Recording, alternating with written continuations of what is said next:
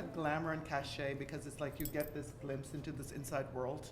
And that's what, and you get to see it, especially because people are drinking. I was going to say, it's the wine and champagne that makes it so intimate and fun, right? Absolutely. People get to see the other side of themselves. But also it's sort of, the whole experience of the glamour, it's brought back down to earth because they're drinking champagne out of straws, and it's like being almost at someone's wedding. This is probably a really good time to actually say that we've all been to the Golden Globes. And that's what's exciting. We're talking like it's intimate. I think we should let people know we've actually been there.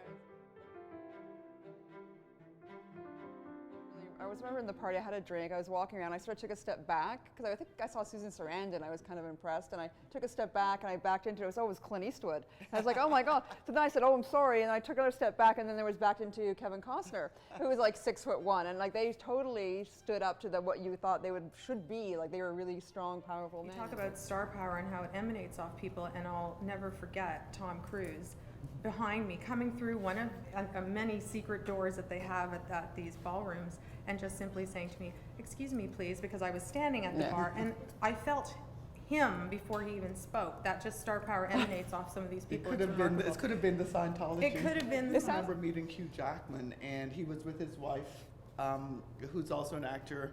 And I just remember I almost had to take a step back because it was the overpowering sense of testosterone and masculinity. And I remember looking down on his probably Armani-clad leg, because he was in this gorgeous tuxedo, and how thick and brawny his thighs were. Yeah. And I felt, well, he really is Wolverine. Yeah. That's one thing I did notice about Hollywood and being in that environment, that everyone is so good looking. And I mean, it's true. And when you look into, people talk about roles and being typecast, and there's people typecast as you're the best friend, you're not the glamorous one.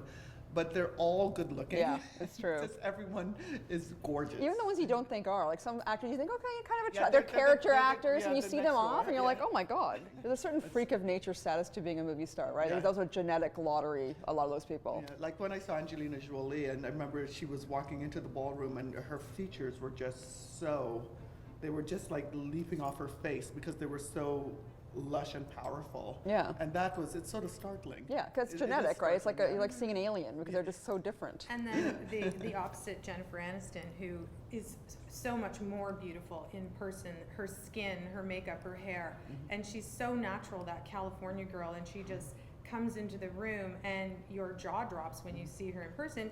But when we see her on camera, she's very girl next door and a little kinder, gentler, sort of pretty girl. So for Brad Pitt, his jaw dropped both times seeing Angelina and Jen. Absolutely. You know. The Golden Globe sort of sets the tone for the season, so I think Amy and Tina, apart from girl power, which is great for the whole idea of female comedians being brought more to the fore. And having two hosts is interesting. Well, really, but they could play off each other, right? But I think also the two, Amy and Tina, also help convey what the room is really like. Yeah. Behind the scenes, and also at the ad breaks, at the commercial breaks. Yeah. You really get that idea. They come on stage with their glass of bubbles, or they're having a giggle, or they're poking fun at someone, or talking about, I'll sign that deal with you later. Yeah. So it actually, I think, again, the Golden Globes becomes more accessible through those two really funny women. Absolutely.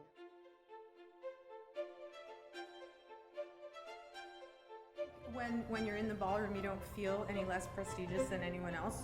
I felt flawless. George Clooney will walk right